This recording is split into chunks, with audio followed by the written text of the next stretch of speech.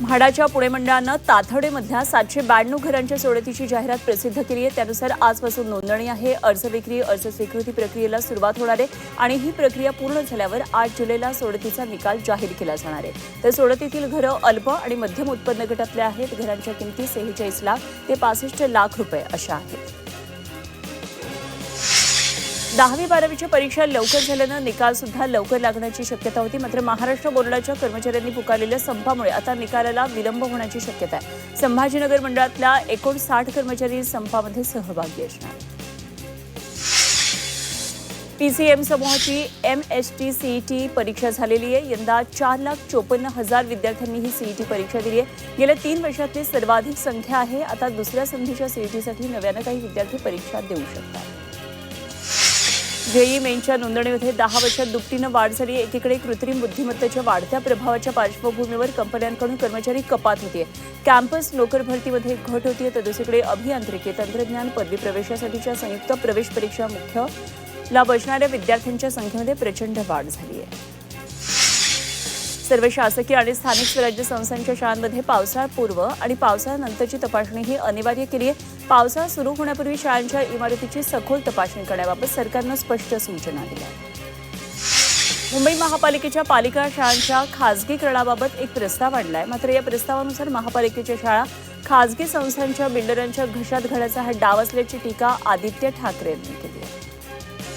राज्य परिवहन महामंडळातल्या बसमध्ये महाराष्ट्राचा जय जयकार होणारे एसटीचे वाहक आता प्रवाशांना जय महाराष्ट्र म्हणून त्यांचं स्वागत करतील। आपली बस आपली सेवा हे अभियान 1 मे 2026 पासून राज्यभरातल्या बसमध्ये कायमस्वरूपी राबवण्याचा निर्णय घेण्यात आलाय। याद्वारे प्रवाशांना अधिक दर्जेदार, स्वच्छ आणि सन्मानपूर्वक सेवा मिळेल असा दावा करण्यात येतोय। स्वारगेट एसटी बसस्थानकाची वाढती गर्दी लक्षात घेऊन सुरक्षा वाढवण्यात आली आहे। 8 नव्या सुरक्षा रक्षकांची नियुक्ती करण्यात आली आहे। यामध्ये 3 महिला रक्षकांचा समावेश आहे। त्यामुळे या ठिकाणी आता एकूण 24 सुरक्षा रक्षक तैनात असणार आहेत। मुंबई पोर्ट मेट्रो प्रकल्पाला आता वेग आलाय। महाराष्ट्र सागरी मंडळानं या प्रकल्पाच्या पहिल्या टप्प्यासाठी प्रकल्प व्यवस्थापन सल्लागार नियुक्तीची प्रक्रिया सुरू केली। यासाठी प्रस्ताव विनंती जारी केली आहे। या आपत्कालीन पायाभूत सुविधांची उभारणी करण्यात येणार आहे।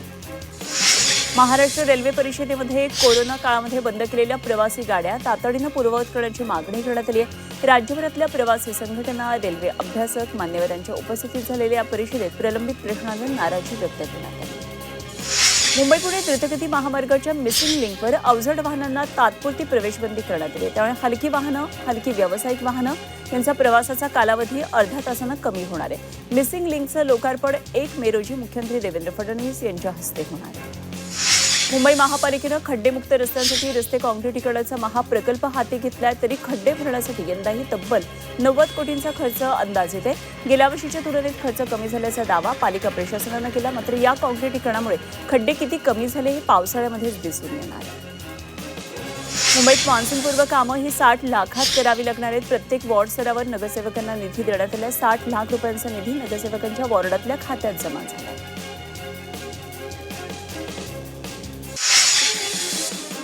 पुणे सदर्न कमांडच्या कमांड हॉस्पिटलला सेंट्रल किचन आणि मेकॅनिकल लॉन्ड्रीसाठी मानांकन मिळाले। देशातल्या पहिल्या AFMC रुग्णालय ठरलेले आहे। तर किचनला FSSAI प्रमाणपत्र सुद्धा मिळालेलं आहे। छत्रपती संभाजीनगर मनपा निवडणुकीमध्ये विजयानंतर आता नवनिर्वाचित 22 नगरसेवकांचं सदस्यत्व धोक्यात आलंय आणि 2पेक्षा जास्त अपत्य, अनधिकृत बांधकाम, मनपाच्या जागांवरचं अतिक्रमण अशा तक्रारींवर प्रशासनानं चौकशी सुरू केली होती। त्याचा अहवाल आता पूर्ण केला असून अंतिम निर्णय महापालिका आयुक्तांच्या दरबारात घेण्यात येणार आहे। छत्रपती संभाजीनगर महापालिकेच्या आर्थिक वर्षाच्या सुधारित अर्थसंकल्पावर सर्वसाधारण सभेमध्ये वादळी चर्चा होण्याची शक्यता आहे। स्थायी समितीनं मूळ अर्थसंकल्पात 130 कोटींची वाढ करून तो 3,354 कोटींवर नेला। यामधला निधी वाटपावरून सत्ताधारी आणि विरोधकांमध्ये जुंपणार असल्याचं स्पष्ट झालं। विविध सूक्ष्म छटा अनेक दशकं आपल्या कॅमेऱ्यात टिपणारे जगप्रसिद्ध छायाचित्रकार रघु राय यांचं निधन झालं। वयाच्या 83व्या वर्षी त्यांचं निधन झालं। 2 वर्षांपूर्वी राय यांना प्रोस्टेट कॅन्सर झालेला।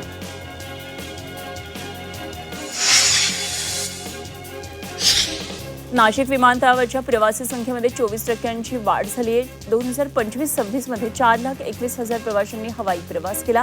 तर कार्गो निर्यातीमध्ये तिप्पट वाढ झाली. त्यामुळे आंतरराष्ट्रीय उड्डाणं सुरू करण्याची मागणी आता अधिक जोर धरली. सोलापूरमध्ये भारताची भीमज्योत महायात्रेचा कार्यक्रम उत्साहात आणि जल्लोषात पार पडला. डॉक्टर बाबासाहेब आंबेडकर यांच्या जयंतीनिमित्तानं भाजप अनुसूचित जाती मोर्चाकडून या कार्यक्रमाचं आयोजन करण्यात आलं. या कार्यक्रमामध्ये सामाजिक एकात्मता, त्याचप्रमाणे समता आणि संवैधानिक मूल्यांचा संदेश देण्यात आला.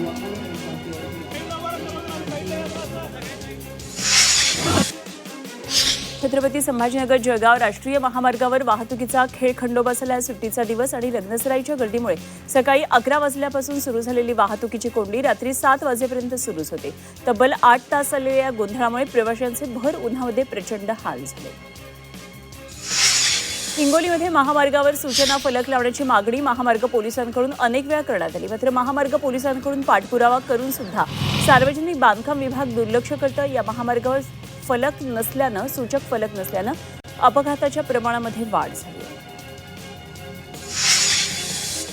हवामान विभागानं पुढचे 2 दिवस उष्णतेच्या लाटेनं कठीण जातील असा हा इशारा आहे. तापमानामध्ये वाढ होणार आहे. 28 आणि 29 एप्रिलला ढगाळ वातावरण राहण्याची शक्यता आहे. विदर्भातल्या अकोला, अमरावती आणि वर्धा जिल्ह्यात आज उष्णतेचा ऑरेंज अलर्ट दिलाय. नागपूर, चंद्रपूर आणि बुलढाण्याला येलो अलर्ट आहे. उष्णतेच्या लाटेत विदर्भ होरपळून निघालाय. मोसमतला उच्चांकी तापमान ठरलंय. उत्तर महाराष्ट्रात एप्रिल महिन्याच्या शेवटच्या आठवड्यामध्ये सूर्य आग ओकतोय. नाशिकमध्ये सलग दुसऱ्या दिवशी पारा 41 अंशांच्या पार गेला. जळगाव, धुळे, नंदुरबार हे जिल्हे उष्णतेचे हॉटस्पॉट ठरतात. तर 3ही जिल्ह्यात कमाल तापमान 44 अंशांच्या वर गेलंय. छत्रपती संभाजीनगरमध्ये उन्हाचा पारा 40च्या पार गेलाय. कडक उन्हाचा फटका नागरिकांनाच नव्हे तर प्राणी संग्रहालयातल्या प्राण्यांना सुद्धा बसतोय. सिद्धार्थ उद्यानामधल्या वाघ आणि सिंहांसाठी विशेष व्यवस्था करण्यात आली आहे आणि प्रत्येक पिंजऱ्यामध्ये कूलरही लावण्यात आले.